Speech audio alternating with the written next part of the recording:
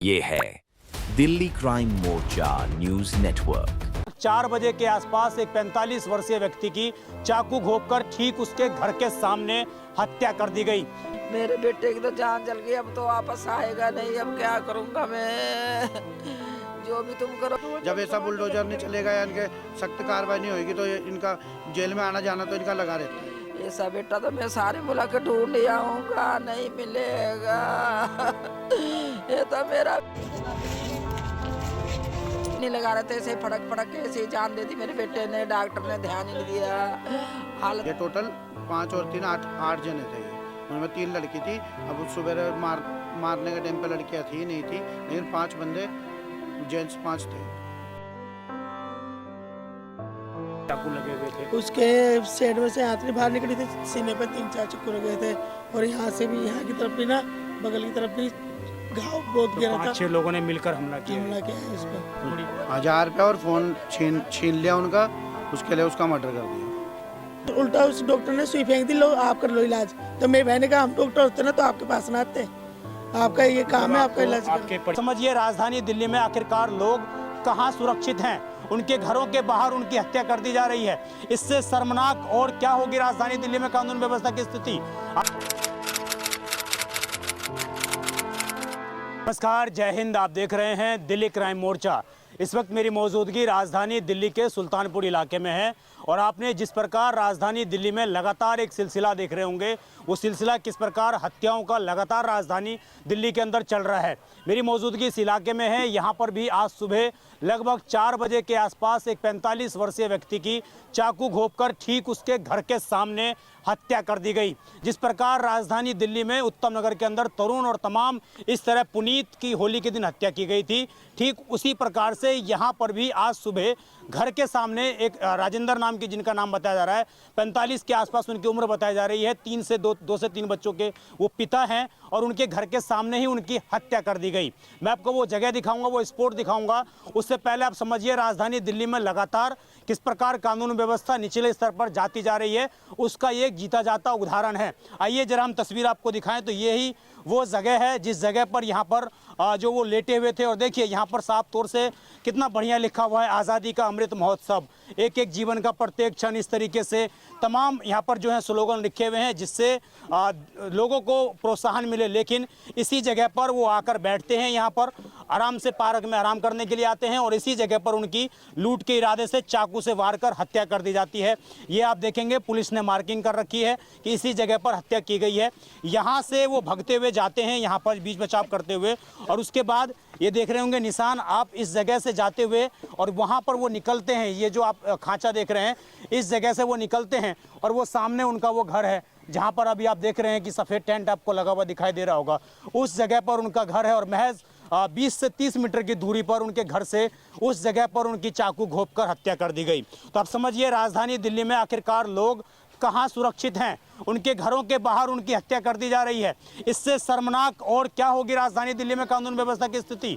आप समझिए घर के बाहर इस तरीके से जो हत्या की गई है, इसमें एक नई बात सामने आ रही है कि जो ये हत्या की वारदात अंजाम दी गई है, हो सकता है, ये संभावना है, परिवार के कुछ लोगों के द्वारा ये आरोप लगाए जा रहे हैं कि इसमें लड़कियां भी शामिल हैं, इसमें बच्चियां, महिलाएं भी इसमें शामिल हैं। जो लड़कियां तमाम इस तरह के नशों का प्रयोग करती हैं, जो लड़के नशे के आदी हैं, उन लोगों ने इस पूरी वारदात को अंजाम दिया और उनके द्वारा इस पूरे घटनाक्रम को अंजाम दिया गया। आप समझिए इससे शर्मिंदगी वाला विषय कानून व्यवस्था के लिए, दिल्ली पुलिस के लिए और क्या होगा कि सुबह 4 बजे जो लोग पार्क में घूमने के लिए जाते हैं, इस उम्मीद से कि उनकी सेहत ठीक होगी, क्या पता उनकी सेहत ठीक करने का वो अंतिम रास्ता बन जाए। आप समझिए पार्क में जिस तरीके से कत्ल किया गया है, ये राजधानी दिल्ली में 10वीं या 12वीं ऐसी घटना है जब पार्क के अंदर इस प्रकार किसी को मौत के घाट उतार दिया गया हो। तो अब ये पूरी वारदात को इतने दर्दनाक तरीके से अंजाम दिया गया कि लगभग हम कहें तो 20 मीटर तक उनका पीछा किया गया और उसके बाद उनको मौत के घाट उतारा गया है। ये आपको कुछ निशान दिख रहे होंगे, इस तरीके से पुलिस ने जो निशान देही की है। और यहाँ से सीधे आकर इस जगह पर आप देखेंगे तो यहाँ पर भी उनके हाथ के निशान और ब्लड के निशान आपको दिखाई देंगे। इधर से ज़रा मैं कहूँगा कैमरा दिखाएंगे तो आप देखिए इस घर के कोने में शायद दीवार से अटकाकर उनको इस तरीके से चाकू घोंपा गया है और लगभग शरीर के 3 से 4 हिस्सों पर चाकू से वारदात को अंजाम दिया गया। ये सारा का सारा आप जो है ब्लड का निशान देख रहे हैं, खून का निशान देख रहे हैं। पूरी गली में इस तरीके से निर्मम हत्या की गई है कि पूरी गली में खौफ फैलाने का प्रयास किया गया है। कैमरा जूम करेंगे तो देखिए मौके पर दिल्ली पुलिस बैठी हुई है। मौके पर 4-5 लोग जो है कुर्सी लगाकर आराम से बैठे हुए हैं, कोई फिक्र। दुकान है, इस दुकान पे समझ लो भीड़ लगती है बहुत।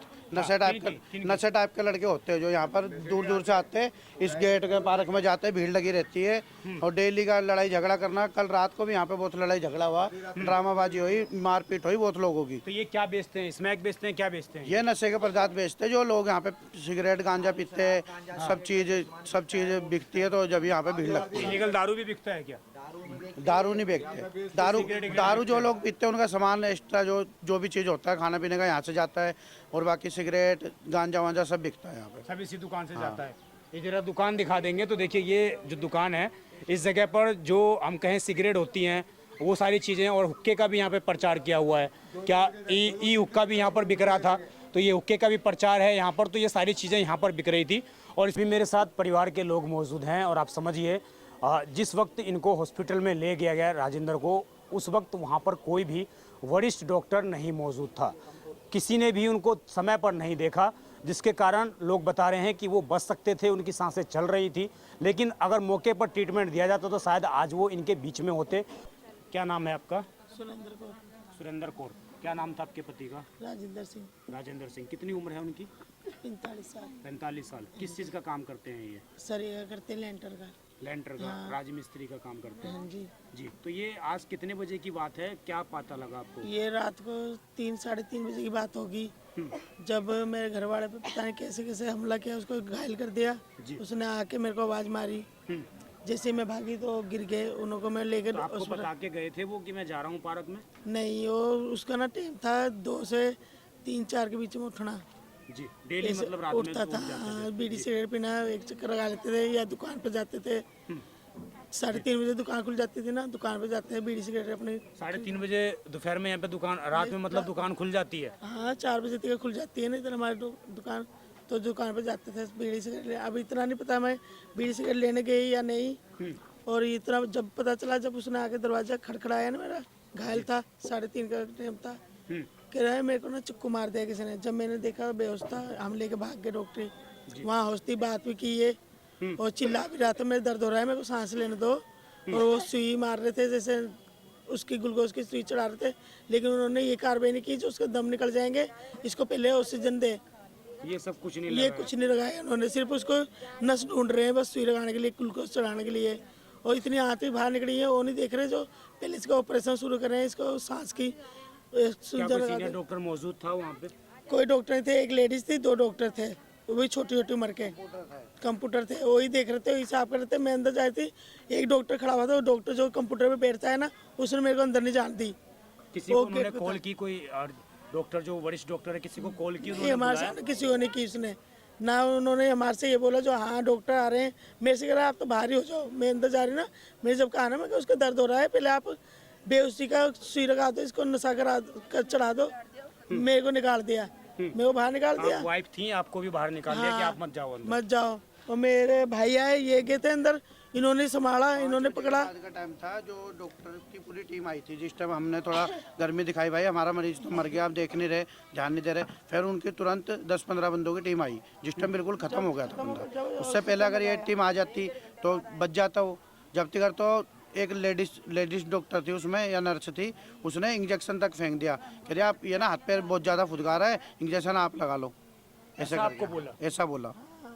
इंजेक्शन फेंक दिया और कह रहे कि इतना हाथ पैर नहीं पकड़ पा रहे तो इसको अपने आप लगा दो। मेरे भाई ने बोला जल्दी आप ऑपरेशन शुरू करो और इसकी ये ना हो इसकी जान उन चली जाए, कुछ हालत बिगड़ी है।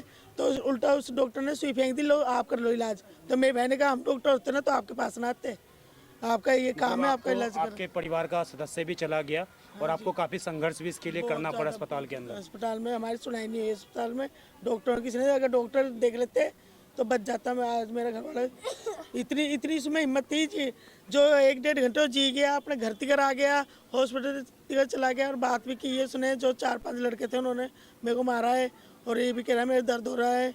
मेरे को क्या बताया उन्होंने, क्यों उनके ऊपर हमला किया? बस इतनी ही उसने बात किया, हमने ज़्यादा उससे सवाल जवाब नहीं किया। उसकी हालत ऐसी थी, वो सवाल जवाब क्या करते। किस जगह पर उनके चाकू लगे हुए थे? उसके सेड में से आंतरी बाहर निकली थी, सीने पे 3-4 चक्कर गए थे और यहाँ से भी, यहाँ की तरफ भी ना, बगल की तरफ भी घाव बहुत तो गहरा था। 5-6 लोगों ने मिलकर हमला किया है। हमला किया है उस पर। जी, तो ये सारे नाबालिग हैं या बालिग हैं क्या? बालिक के सब जुआन है, 22-23। सारे बालिग हैं। तो आपने इन लोगों को पहले भी कभी पार्क में देखा है नशा करते हुए, तमाम चीजें इस तरीके से करते हुए? हमने ये नहीं देखा, हमने चक्कू छुरी तो चलते हुए पहले भी देख रखे हैं, लेकिन हमने पार्क के अंदर हाँ फोन छीना झपटी ये सब देखते हैं हम, ऊपर से देखते रहते हैं, तो रहता है ड्रामा। और लेकिन चक्कू मेरे घर वाले को अचानक ही मार दे, मेरे घर वाले किसी के बातों में नहीं था, चक्कू वाले से भी दूर रहता था, ऐसी चीज तो दूर से ही देखता कोई था। दुश्मनी, कोई लड़ाई कोई नहीं, वो तो दूर ही दे रहता था, जेब देख लेता था, जेब कतरे चक्कू फोन छीन रहे हैं या किसी को पे चक्कू रख रखा है, वो दूर ही भाग जाता था। मेरे को भी नहीं बोलने देता था, कहता था पीछे हो जा, हम किसी के आई में पड़े, हम कहीं हमारे पे वार कर दे। इस चीज से चक्कू से बहुत डरता था वो, उसको छुरियों से बहुत आप भी डरता। यहीं रहते हैं? हम परली साइड रहते हैं हम। लेकिन ये जो घर के सामने ही पूरी वारदात को अंजाम दिया गया है, कैसे देखते हैं आप लोग? कितना अपने आप को सुरक्षित महसूस करते हैं इस यहाँ क्षेत्र पर में? कोई सुरक्षित नहीं है, डेली किसी ना किसी का चक्कू लग रहा है, कोई ब्लेड मार रहा है, कोई कुछ कर रहा है। ये जो आपको दुकान दिखाई ना, यहाँ पे डेली का ये सिस्टम है। डेली पुलिस वाले आते हैं, लेके समझ लो उनको पकड़ के ले जाते हैं, थोड़ी देर बाद देखते हैं तो पार्क में घूमते नजर आते हैं, जो लड़ाई झगड़े करते होते हैं। आप ये भी बता रहे थे कि महज 1000 रुपए के लिए और फोन के लिए थोड़ी 1000 रुपये और फ़ोन छीन लिया उनका, उसके लिए उसका मर्डर कर दिया 1000 रुपये फ़ोन के लिए। हाँ, और ये चीज़ उन्होंने खुद ने भी बताई थी, जिस टाइम डॉक्टर लेके गए थे ना, उस टाइम बताया था कि मेरे पैसे और मेरा फ़ोन खोस लिया उन्होंने। पैसे और फोन छीन हाँ, लिए। पैसे और फ़ोन छीन लिया, तो इसलिए मुझे चाकू मारा गया, ये चीज उन्होंने आपको इसीलिए बोली? चाकू मारा गया। किसी का नाम वाम कुछ बता पाए? नाम नहीं बता पाया, नाम नहीं बता, लेकिन जो पाँचों लड़के हैं ना जिन्होंने वारदात करी थी, उनका हमें मालूम पड़ गया है, पुलिस से भी कुछ पता लग गया। और बाकी जो मार के इधर भागे थे ना, तो उनके कपड़े खून से भरे हुए थे, तो किसी लोगों ने देख के हमें बताया भाई 3 लड़के इधर गए थे, 2 लड़के इधर भागे थे। मतलब 5 लड़के थे। 5 लड़के। इसमें कुछ लड़कियां भी बात आ रही है कि लड़कियां भी शामिल हैं? लड़कियां सुबह के टाइम नहीं थी, वो लड़कियों रात के टाइम उनके साथ घूम रही थी। 3 लड़कियां थी, 3 जो लड़कियां? हाँ जो वो भी नशा करती वो है? भी नशा करती है। ये टोटल 5 और 3 8 जने थे ये, उनमें 3 लड़की थी। अब सुबह मारने के टाइम पे लड़कियां थी नहीं थी, लेकिन 5 बंदे जेंट्स 5 थे। जेंट्स हाँ, 5 जिसको अभी हमने पकड़ के पुलिस को दिया है वो नाबालिग है एक नाबालिग। हाँ, अब उसके अलावा ये सारा नशे के कारण ही पूरी नशे के कारण वारदात हुई है पूरी। पैसा आप अभी कार्रवाई जो हुई है पुलिस से, जिन लोगों को पकड़ा गया है, इससे आप चाहती हैं कि कार्रवाई और आगे हो? किस तरह की आपकी? हमारे को इंसाफ चाहिए, जैसे वो आए ना अभी ये होली वाले दिन, मुझे इसी का इंसाफ चाहिए। मेरे बच्चे अनाथ हुए हैं, जैसे मैं नहीं चाहती कोई और हो अनाथ होए, और जो ये चक्कू वाले इनको सजा मिलनी चाहिए। इनके घर पर भी बुलडोजर चलना चाहिए? हाँ जी, बुलडोजर चलना चाहिए। जब मेरा घर वाला गया, इनका घर भी नहीं बचना चाहिए। हिंदू मरे या मुसलमान या सिख मरे, मरा तो एक घर का आदमी है ना। बुलडोजर चलना चाहिए नहीं चलना चाहिए? चलना चाहिए, ऐसे लोगों के घरों क्योंकि ऐसे में चलना चाहिए, क्योंकि वो चक्कू मार के अपने घर में छुप जाते हैं। आज हमारे परिवार के साथ हुआ है, कल को सब दूसरों के साथ भी होगा। ऐसे लोग तो करते रहेंगे। जब ऐसा बुलडोजर नहीं चलेगा या इनके सख्त कार्रवाई नहीं होगी, तो इनका जेल में आना जाना तो इनका लगा रहता है, उससे इनको कोई फर्क नहीं पड़ता जेल में। हाँ, जेल कई केस है जिन्होंने मारा है ना, कई केस है उनके पास। आपको बता रहा हूँ ना, जैसे पुलिस पकड़ के ले जाती है, थोड़ी देर बाद घूमते रहती है, इनको बंद भी जल्दी नहीं करती पुलिस। आज तो ये मर्डर हो गया तो उनको अरेस्ट कर लिया। ये चक्कू मारते या वैसे मामूली लड़ाई में कोई मामूली लड़ाई में कोई वजह है कि इतनी बड़ी वारदात को ब्लेडबाजी भी हो जाती है, जब भी इनको बंद नहीं करते, अरेस्ट नहीं करती। यहाँ से ले जाती है, आगे जाके पैसे खा के छोड़ देती है इनको।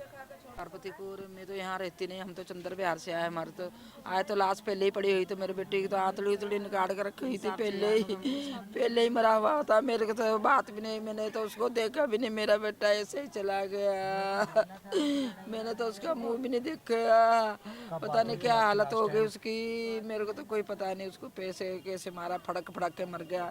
ऐसे हाथ पे हिला रहा था, उसको तो कोई टीका उक्का भी नहीं लगा रहा था, ऐसे फड़क के ऐसे ही जान दे दी मेरे बेटे ने। डॉक्टर ने ध्यान ही नहीं दिया, हालत इतनी भी नाजुक थी उसकी। सांप भी था, उसे उधर जाकर दम तोड़ दिया था, फिर भी कोई भी नहीं आया डॉक्टर। मैं तो आई नहीं थी, मैं तो सवेरे 5 बजे पहुंची हूँ, मर गया तो मेरे को तो पता ही नहीं। मैं तो चंद्र बिहार रहती हूँ, चंद्र बिहार से आई। मेरे को तो देखो तो पहले ही लाश पड़ी हुई है। उसके बच्चे हैं आपके? मेरे 4 बच्चे हैं। हम तो चंद्र बिहार रहते, ये अकेला इधर रहता था, ये अकेला इधर ही रहता था ससुराल में। मैं तो चंद्र बिहार रहती हूँ, मेरे को क्या पता ऐसा हो जाएगा। कभी किसी से लड़ाई झगड़ा आपके मेरा बच्चे बेटा तो बेचारा इतना शरीफ था, मोहल्ले को पूछ ले सारे, वो तो कभी किसी से लड़ाई नहीं करता। नहीं, बिल्कुल नहीं लड़ाई। सवेरे काम से घर, वो तो मेरा सीरस था, ऐसा बेटा, ऐसा तो किसी का बेटा भी नहीं होता। कभी घर में भी मेरे साथ तू में नहीं करी, भाई का साथ भी नहीं करी।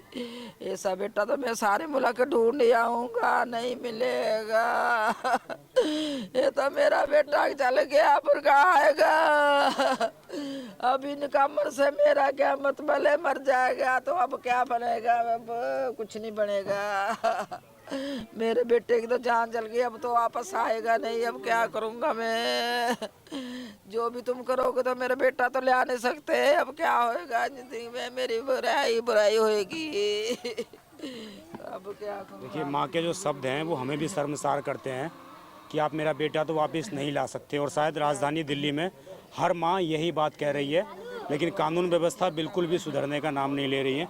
आपके कितने बच्चे हैं? 3 लड़के हैं। लड़के हैं तीनों। क्या करते हैं वो लोग? वो अभी नहीं करता, बड़े वाला एक जाता है काम पे, बाकी लोग और पढ़ाई करते हैं। हाँ एक भी छोटे वाला पढ़ाई कर रहा है, और वही खर्चा चलाता था मेरे घर वाला ही। वही घर वाले आपके खर्चे से वही कमाने वाले वही थे। कमाने वाले थे, वही खर्चा चला। बच्चे तो अभी छोटे ही हैं, एक बड़े वाला हो गया ना। तो देखिए पूरी ये वारदात किस प्रकार हुई है और तमाम परिवार के लोगों से हमने बात की। आप समझिए आखिरकार राजधानी दिल्ली में ये हो क्या रहा है। लोगों के घरों के सामने, महज मैं बता रहा हूँ आपको, 20 मीटर की दूरी है घर से, घर के बगल में उनकी हत्या कर दी जाती है। और ये कोई पहली वारदात नहीं है, इसी महीने 3 वारदात हो चुकी हैं बड़ी। पहला उत्तम नगर के अंदर तरुण हत्याकांड, आप सभी ने सुना। दूसरा पालम के अंदर पुनीत की हत्याकांड, उसको भी घर के बाहर मारा गया। और ये तीसरा एक राजेंद्र की, उनकी भी घर के सामने हत्या कर दी गई। सबसे ज़्यादा जो चर्चित मामला रहा वो उत्तम नगर का रहा, क्योंकि वहाँ पर हिंदू मुस्लिम का एंगल था। लेकिन मैं बार बार आप लोगों को कहता हूं कि जब तक हम हिंदू मुसलमान से ऊपर उठकर ये सवाल नहीं पूछेंगे सरकार से कि आखिरकार तुम्हारी कानून व्यवस्था बिल्कुल जीरो हो गई है, शून्य हो गई है। जिस ट्रिपल इंजन की सरकार में आपने ये कहा था कि हम पुलिस की सुरक्षा टाइट रखेंगे, प्रबंध रखेंगे और तमाम चीज़ों पर हम रोक लगाएंगे, नशे पर रोक लगाएंगे, 2027 तक दिल्ली को नशा मुक्त करेंगे। उस दिल्ली का हाल ये है कि नशे के कारण, महज 1000 रुपये लूटने के कारण लोग एक दूसरे की हत्या कर दे रहे हैं। तो समझ जाइए राजधानी दिल्ली में लगातार कानून व्यवस्था चरमराती जा रही है और सरकार, पुलिस हाथ पर हाथ धरकर बैठी हुई है। इस खबर पर आपकी जो भी राय हो कमेंट जरूर करिएगा। मैं विजय ठाकुर, आप देखते रहें दिल्ली क्राइम मोर्चा। धन्यवाद।